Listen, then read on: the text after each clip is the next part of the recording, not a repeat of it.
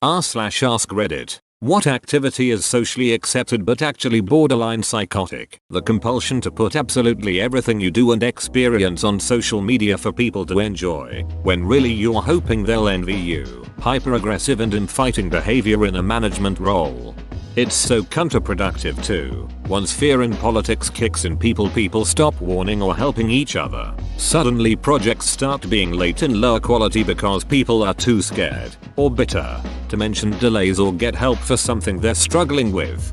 My office is going to hell in a handbasket because of this. One manager in particular is a useless tit, but she uses her power to bully people into submission. Always passes the buck when something goes wrong. 2. I have reported her to HR close to a dozen times for her abusive behavior, and I know she has had to take a sensitivity course. The rest of upper management is almost just as bad. Can't wait to get out.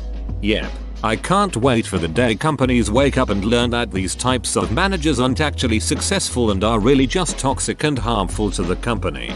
Companies learned this a long time ago. It's just a cycle. Eventually there will be a reorg or the company will go under. Then time passes and unskilled managers creep in and the process starts over. Parents not preparing their children for adult life to keep them from moving out.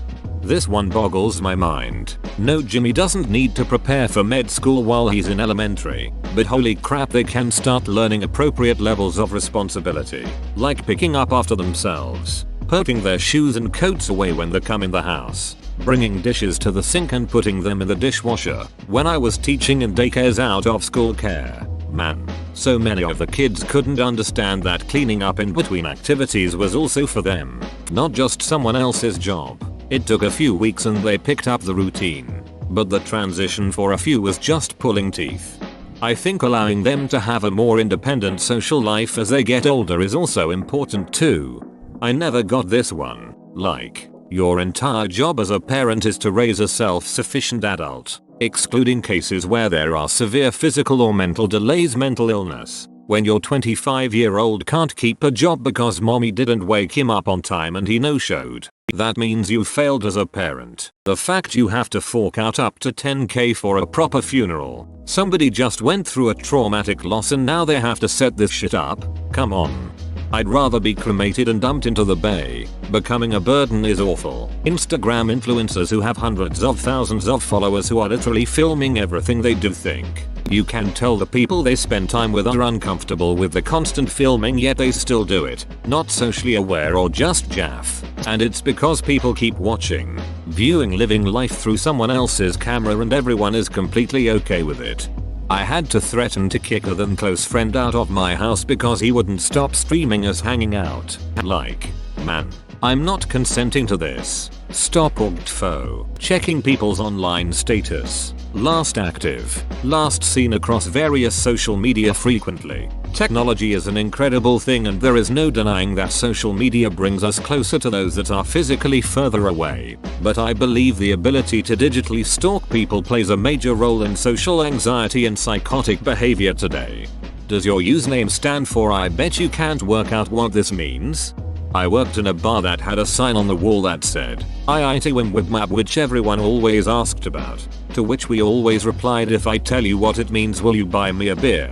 A bar I worked at had a separate bar in the back called the Dilligaf Bar. Someone asked my partner what this meant and he said, do I look like I give a duck? And they replied, well, that's great customer service. People who are obsessed with celebrities to the point of following their every move and talking about it with friends.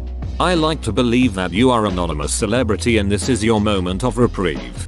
It's truly frightening how obsessive people get over celebrities, as if they are some higher being. The worst kind of people are those who think they're owed something due to the celebrity's fame. You're not owed anything. Imagine a patient saying to a surgeon, can I have a selfie? What do you mean no? I pay your salary. Then you have the issue of celebrity mental health. I'm not a fan of Kanye West, but I really do feel for the guy. Imagine having every mistake you've made throughout your life documented for people to judge you, and then when your mental health takes its toll on you, people are debating whether you're sane. You'd think after the influx of celebrity suicides that we as a society would be more conscious of our effect on these people. Jealous couples who keep tabs on each other's every move. Shared Facebook account. Check in by text every 5 minutes. Dirty looks when somebody attractive walks by, etc. Seriously, if there's so little trust, why even be together?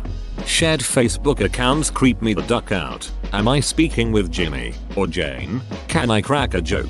Or will they go insane? Facebook pages for uteri also creep me out. I wasn't allowed to get Facebook because my dad told me they were just going to steal and sell my info. Way to call it, Daddy-o. But at 15 I rebelled and made one at a friend's house. So like, when the baby is born so they inherit the account. How do they explain to their friends that their FB account is older than they are? Why don't the parents just post a US pictures to their own page like a regular person who's waiting to meet a little person they made? It doesn't make sense at all to me. The beginning of your comment sounds like the start of some super crazy slam poetry or something. Competitive dog breeding, or what's it called? People obsessed with the dog breed's appearance that prioritize aesthetics before health concerns. Just look at the Shaffer with its hind legs, or pugs who can barely breathe. And not to forget all the other dog breeds with an endless list of health problems. Vets are campaigning to end the breeding of snub-snouted dogs. They can take up an or for a whole week in some surgeries.